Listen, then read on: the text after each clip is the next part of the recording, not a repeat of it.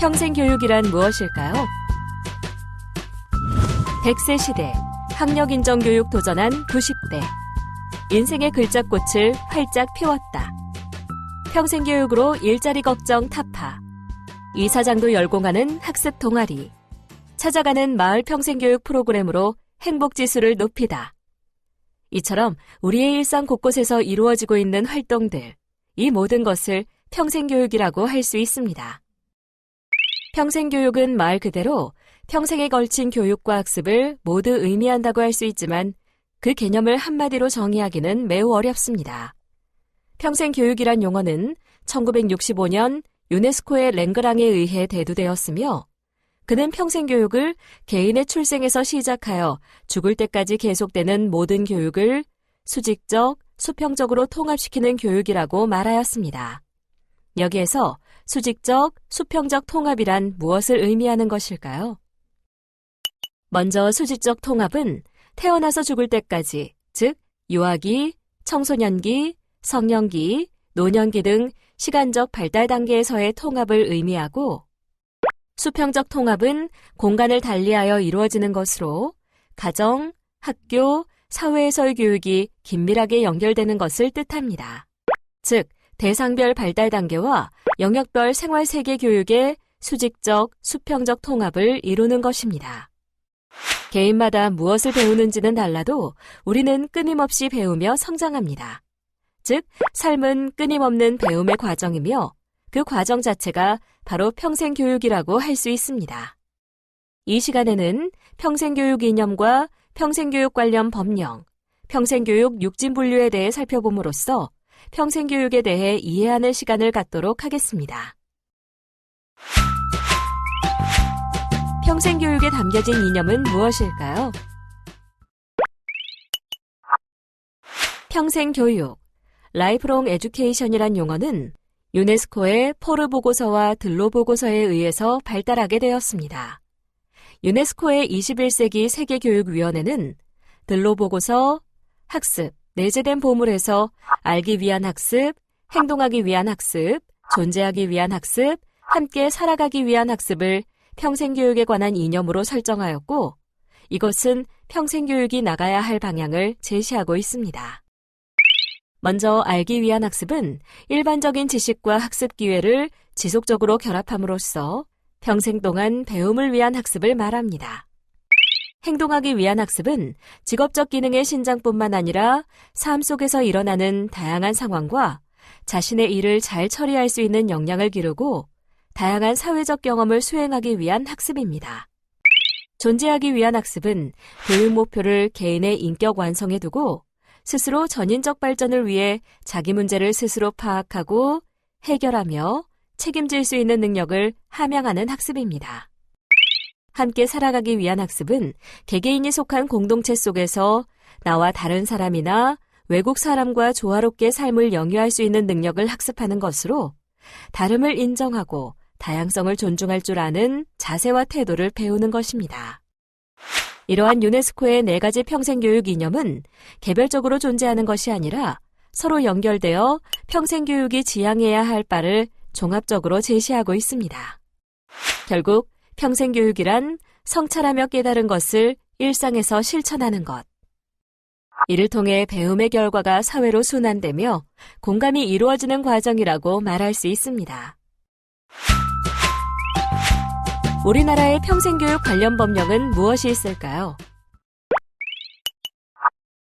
우리의 일상생활을 중심으로 형성된 평생교육은 점차 국가적 관심이 커지면서 제도화되어 왔고 평생교육 제도화는 법적인 기반을 통해 이루어집니다.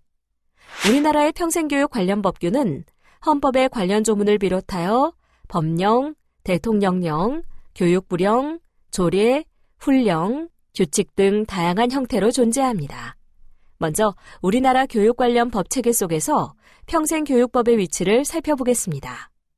평생교육법의 가장 상위법인 헌법 31조 5항에 국가는 평생교육을 진흥하여야 한다라고 명시되어 있으며 평생교육법은 교육기본법 아래 유아교육법, 초중등교육법, 고등교육법과 함께 법 정립체계를 이루고 있습니다.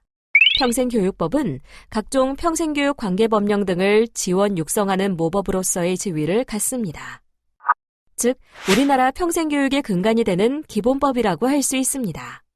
그러나 평생교육법은 전체 국민을 대상으로 하는 다양한 평생교육 활동을 규정하는 법령이기 때문에 정치, 경제, 사회, 문화, 행정, 노동, 복지 등의 각 영역별 소관부처에 의해 집행되는 평생교육 관련법이 광범위하게 존재합니다.